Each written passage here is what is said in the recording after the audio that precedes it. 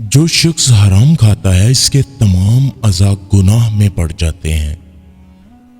تکلف کی زیادتی محبت کی کمی کا باعث بن جاتی ہے۔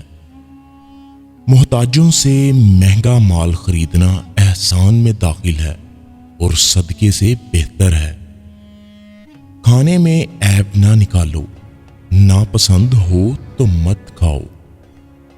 مہمان کے آگے تھوڑا کھانا رکھنا بے مروتی ہے اور حد سے زیادہ رکھنا تکبر۔